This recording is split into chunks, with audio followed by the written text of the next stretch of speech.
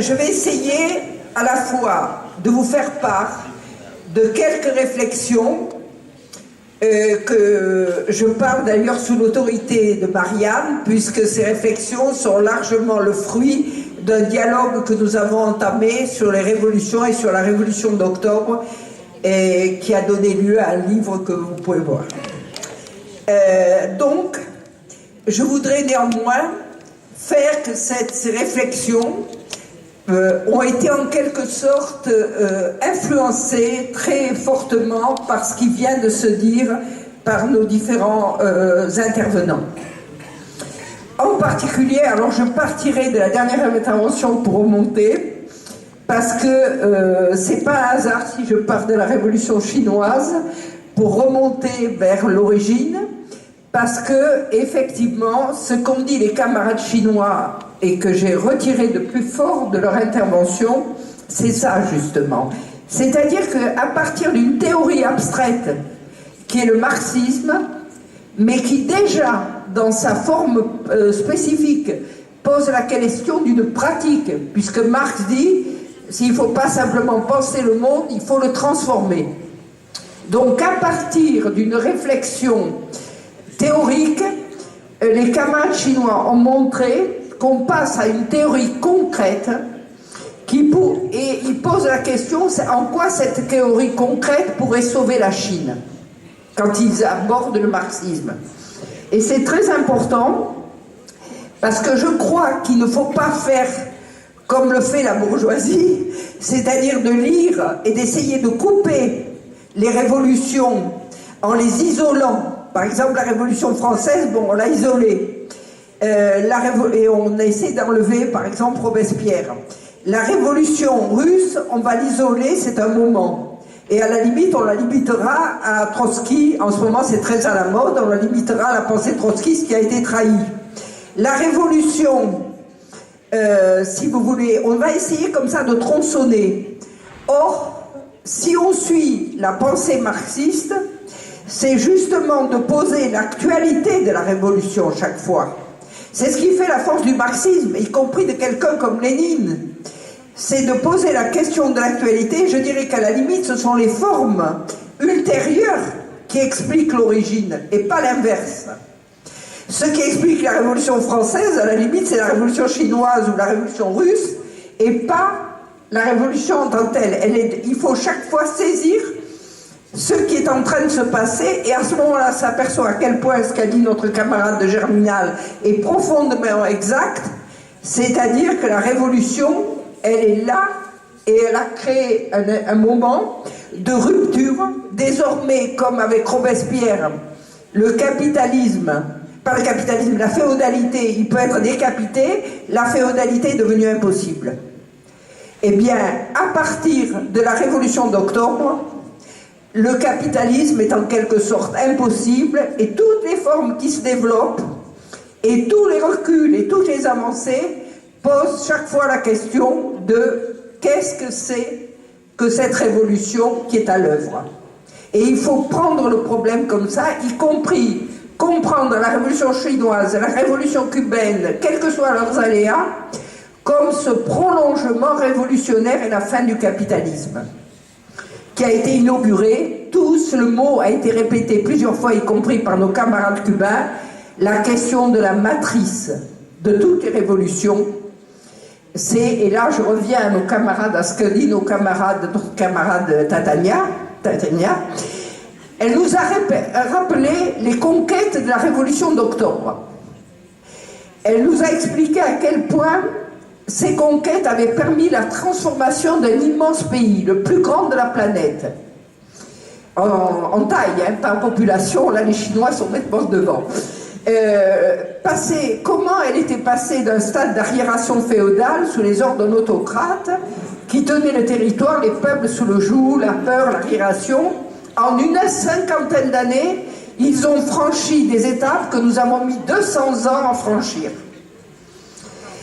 Ils l'ont porté à l'excellence. Ils ont non seulement fait ça, ils l'ont porté à l'excellence, mais ce faisant, ils ont rendu possible toute la revendication de l'humanité.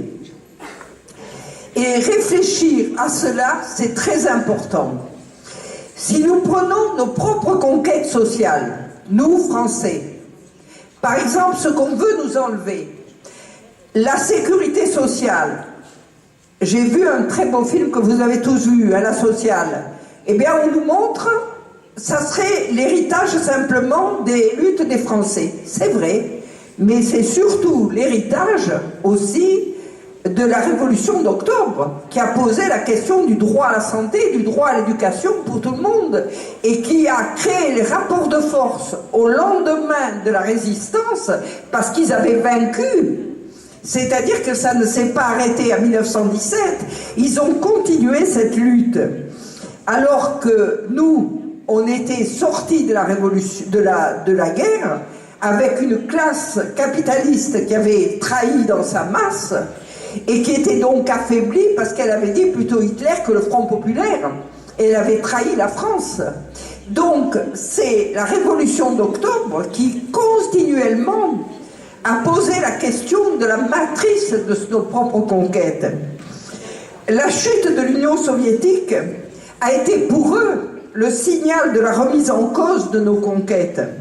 Nous avons tous subi une défaite, mais nous voyons bien qu'il s'agisse de Cuba ou de la Chine, à quel point, quelles que soient les difficultés, le cap est gardé sur ce point fondamental. Continue à se poser inlassablement les mêmes questions à l'humanité. Et le deuxième aspect qui illustre, là encore, l'épopée de la Révolution d'octobre, la seule réponse qu'ait trouvée le capital, encore et toujours, menacé de perdre son hégémonie, c'est la guerre. La Révolution d'octobre, elle est née de cette matrice de la guerre, de ce refus de la guerre, et pourtant, elle a été obligée de constamment lutter dans le cadre qui a été un cadre militaire de guerre. Elle a été obligée, on ne voit pas assez, 40% de son économie, à la fin de l'URSS, est consacrée à un effort de guerre. 40% de son économie, 40% de son travail. Malgré toutes les conquêtes qu'on nous racontait, elle était obligée d'être là-dedans. C'est l'histoire d'un affrontement permanent avec cette volonté guerrière du capital. La guerre civile, la guerre contre le nazisme, la guerre froide qui a débuté par Hiroshima et qui s'est poursuivie par une coûteuse effort de guerre permanent exigé du peuple russe, du peuple soviétique. Cette guerre, elle a été imposée au Vietnam par deux des principales armées du monde, la France et les USA. Comme le disaient nos camarades vietnamiens, les principales puissances du monde ont voulu nous mettre à genoux, nous sommes restés debout et avec nous le monde entier est resté debout. Et tout le temps, c'est la même histoire. Chaque fois, la postérité de la Révolution d'octobre, à sa manière, est obligée de lutter contre la volonté de guerre. C'est le cas de Cuba. Mais c'est le cas, on le voit bien, de la Chine aujourd'hui. C'est-à-dire que la Chine a une espèce d'art martial contre la guerre. C'est-à-dire qu'elle va imposer la paix, mais en essayant d'utiliser la violence de l'adversaire pour ne pas faire la guerre et pour arriver à ne pas être obligée de mener. Elle a tiré des leçons, me semble-t-il, de ce qui a créé le problème de la Russie, et elle va essayer d'éviter ça tout en continuant son propre développement. Donc la question de la paix et de la guerre est une question essentielle si nous voulons faire le socialisme. La troisième idée, c'est que la révolution, c'est non seulement cet effort terrible qu'il faut arracher à chaque instant à l'impérialisme et au capitalisme, mais c'est une formidable opportunité pour des milliers d'intelligences et de capacités jusqu'ici opprimées pour s'épanouir. C'est-à-dire qu'on vous présente la révolution comme quelque chose de sanglant, mais non, c'est ce qu'a très bien décrit Tadania, c'est une énorme promotion de gens qui jusqu'ici étouffés. Je suis frappée par le nombre de femmes qui nous arrivent de pays justement issus de cette révolution. Il y a non seulement Tadania, mais il y a toute cette délégation chinoise. Quand on sait ce qu'était la situation de la femme en Chine, c'est fabuleux. cet énorme effort qui a été fait. Et au moment où maintenant, chez nous, on nous fait un numéro sur les femmes pour mieux faire accepter, pour mieux parler d'autre chose, eh bien là, nous avons la preuve que le combat, il est pour tous et toutes, comme on dit, comme ils ont l'habitude de dire. Et concrètement, là aussi, ça permet de comprendre ce qu'a été la Révolution française. La Révolution française, c'est tout d'un coup tous les maréchaux de Napoléon, parce qu'ils sont issus de la Révolution française, qui sont des fils du peuple. Ils sont fils de tonneliers, et c'est ça où ils ont abattu alors ils deviennent des princes ou des empereurs, des petits ou gros tigres, comme on dirait. Mais ils avancent, et ce qui est formidable quand vous allez en Russie, c'est de vous apercevoir à quel point des générations entières sont nées de ce peuple grâce à la Révolution. Et je dirais qu'un des problèmes qui explique la nostalgie, ce qu'on pourrait appeler de la nostalgie de l'URSS, c'est le fait que ce qui a été une conquête de toutes des générations entières pour créer un monde est en train de perdre pied, c'est-à-dire que vous avez par exemple les enfants d'universitaires qui deviennent comme en France, ils perdent les conquêtes, vous avez une mobilité descendante, et ça les peuples le sentent confusément.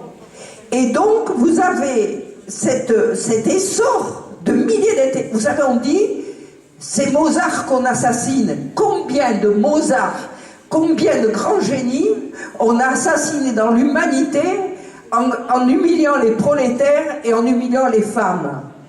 Et en faisant la femme du prolétaire, c'est-à-dire qu'on a perdu combien de capacités. Et la révolution, c'est tout d'un coup la possibilité pour ces capacités de s'épanouir. Et ça, les peuples le conservent. Et enfin, je dirais qu'un autre aspect qui me paraît tout à fait essentiel, chacune de ces questions, vous le concevez, mérite un développement. Mais il en reste encore deux qu'il faudrait beaucoup plus développer. La première question, c'est celle du Parti communiste. Moi, ce qui me frappe, c'est que toutes ces révolutions, elles ont quelque chose de commun. C'est que chaque fois, le rôle du Parti communiste est essentiel. Et le rôle du Parti communiste est essentiel. Malheureusement, nous n'avons pas le temps de revenir sur le concept de dictature du prolétariat. Et la manière dont il faudrait reprendre ce terme. Disons que pour garder le cap et pour démultiplier les efforts, c'est ça le rôle d'un parti communiste. Le rôle d'un parti communiste, c'est le rôle de garder le cap. Moi, je suis frappée de voir, j'ai beaucoup suivi le dernier congrès du Parti communiste de Chine, qui est passionnant, hein, qui pose des questions passionnantes, et en particulier cette société de moyenne aisance auquel a droit le peuple chinois. Et comment... Alors c'est extraordinaire, parce que si vous suivez bien le discours du Parti communiste chinois, c'est pratiquement le seul discours optimiste de la planète actuellement. C'est-à-dire qu'alors que nous sommes dans un grand développement des forces productives, on le voit bien, hein, la révolution numérique, tout ça, partout c'est posé en termes de qu'est-ce qu'on va faire de ces inutiles par rapport aux robots. Or, vous avez dans le discours du Parti communiste chinois le seul optimisme. C'est-à-dire, non, on se jette à l'eau. Hein, si vous vous rappelez, vous voyez qui s'est jeté à l'eau pour franchir le Yangtze-Kiang à la nage et pour dire qu'il fallait aller... bon, et c'est Mao, hein, à quel je fais référence, qui nage.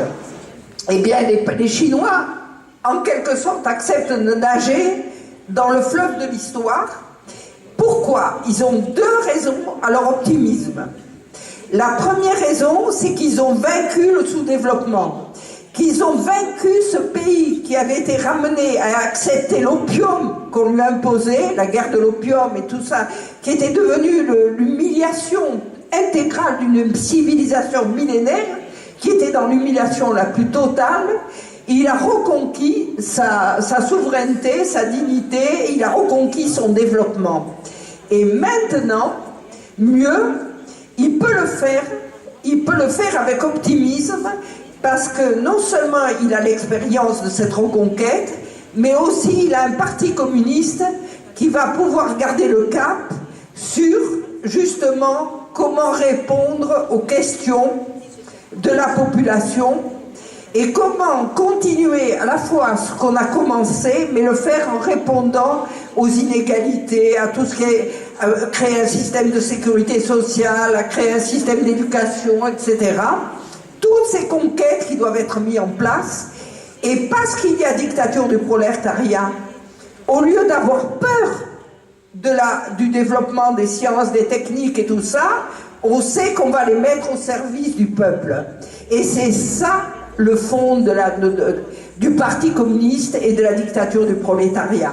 C'est à chaque fois aller dans la mesure de ce qu'on peut faire, parce qu'on est confronté à des réalités.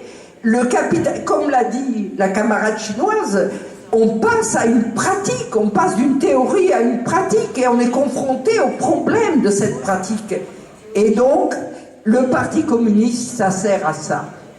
Et aujourd'hui, réfléchissez à tout ce dont on veut vous priver, à la fois d'un marxisme qu'on veut édulcorer, on veut le retransformer en théorie, plus en pratique, un savoir qu'on veut vous enlever, toute une classe ouvrière qui n'a plus de sens. Tout ça, on veut vous l'enlever, et la question qui est posée est désormais autre. Enfin, le camarade de Germinal, et je l'en remercie, a dit des choses excellentes sur le marxisme et sur l'actualité du marxisme, et sur le fait que, à partir du moment où, comme avait fait Robespierre, c'est-à-dire qu'à partir du moment où Robespierre pousse jusqu'au bout, alors il faut bien comprendre ce qui se passe, c'est-à-dire qu'il pousse jusqu'au bout le refus de l'ordre féodal. Il n'y a aucun compromis possible avec l'ordre féodal. Eh bien, à partir du moment où il est allé jusqu'au bout, il peut être décapité, les rois peuvent revenir, ça ne fait rien, la révolution, la féodalité est morte. Et partout, elle va mourir à la suite de ce processus. Eh bien, je crois que ce qui est posé, effectivement, c'est le fait, comme l'a dit très bien notre camarade de Germinal, et moi je vais terminer là-dessus, c'est le fait que parce qu'il y a eu la révolution d'octobre, et parce que celle-ci continue à nous travailler, non pas comme une théorie abstraite, mais comme une réalité vivante de réponse à nos problèmes quotidiens, à tout ce qu'on doit affronter, et avec l'aide d'un parti communiste, et bien à cause de ça, eh bien la révolution d'octobre est éternellement vivante. Voilà.